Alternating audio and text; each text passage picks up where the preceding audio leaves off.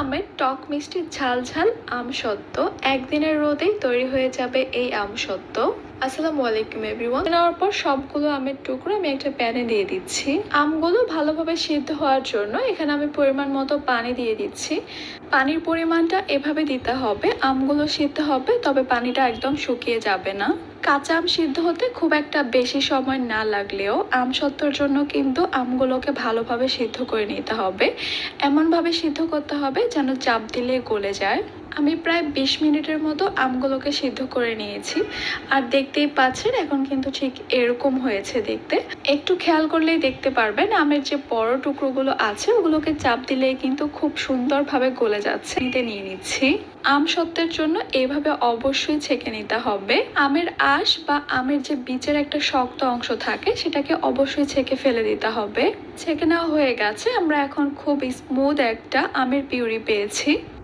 এরপর আমের এই পিউরিটাকে আমি আবারও প্যানে নিয়ে নিচ্ছি। আর দেখতেই পাচ্ছেন এখানে কিন্তু বেশ ঘন একটা পিউরি তৈরি হয়েছে। আমার এই পিউরিটা যদি পাতলা হতো তাহলে কিন্তু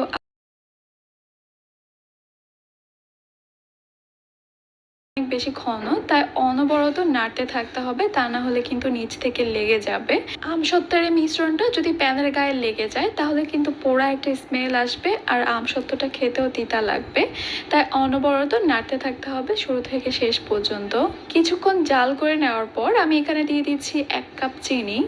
1 কাপ চিনিতে খুব একটা বেশি মিষ্টি হবে না, কারণ কাঁচা আম অনেক বেশি টক থাকে। এরপর অনবরত নেড়ে চেড়ে আমি চিনিটাকে ভালোভাবে মিশিয়ে নিচ্ছি, চিনিটা ভালোভাবে গলে যাওয়া পর্যন্ত। আমি আবারও বলছি আমের এই মিশ্রণটা কিন্তু অনেক বেশি ঘন, তাই নাড়াচাড়া কোনোভাবে অফ করা যাবে না। তারপর চিনিটা ভালোভাবে গলে গেছে আর মিশ্রণটা কিন্তু ফুটে উঠেছে। ঠিক এই অবস্থায় আমি এখানে দিয়ে দিব 1 চা চামচ লবণ, দিয়ে দিচ্ছি 1/2 চা চামচ বিট লবণ, কালো গোলমরিচের গুঁড়া দিয়ে দিচ্ছি 1/4 টিস্পুন। এই সব কিছুকে আমি খুব ভালোভাবে একসঙ্গে মিশিয়ে নিচ্ছি। কালার এখানে আমি দিয়ে দিব 2 থেকে 3 ফোঁটার মতো গ্রিন ফুড কালার।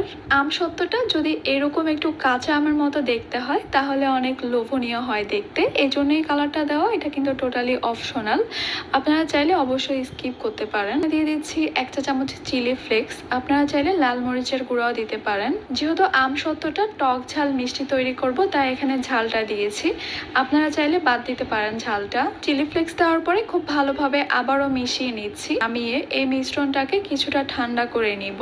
আমসত্ত্ব রোদে দেওয়ার জন্য আমি একটা স্টিলের ট্রে নিয়ে নিয়েছি, এর মধ্যে আমি কিছুটা তেল ব্রাশ করে দিচ্ছি। এরপর আমের মিশ্রণটা এখানে নিয়ে নিচ্ছি। এখানে খুব বেশি পরিমাণে আমের মিশ্রণ দেওয়া যাবে না। এরপর ট্রেটা ধরে আমের এই মিশ্রণটাকে আমি চারপাশে ঘুরিয়ে ছড়িয়ে নিচ্ছি। এভাবে বারান্দায় বা ছাদে যেখানে আপনাদের সুবিধা মনে হয় সেইখানে এই আমসত্ত্বটাকে শুকিয়ে নিতে হবে পুরো একদিনের জন্য। তাই একদিনের রোদে আমার এই আমসত্ত্বগুলো একদম ভালোভাবে শুকিয়ে গেছে। আর ট্রের মধ্যে তেল দেওয়ার কারণে কিন্তু আমসত্ত্বটা খুব সুন্দরভাবে উঠে আসছে। কেটে নিয়েছি, আপনারা চাইলে আরো চিকন করে কেটে ম্যাঙ্গো বারের মতো সংরক্ষণ করতে পারেন। হয়েছে আমার দেখেই কিন্তু এখনই মুখে পানি চলে আসছে। শুধু আমার না, আমার মনে হয় এই আমসত্ত্বটা দেখলে সবার মুখে পানি চলে আসবে।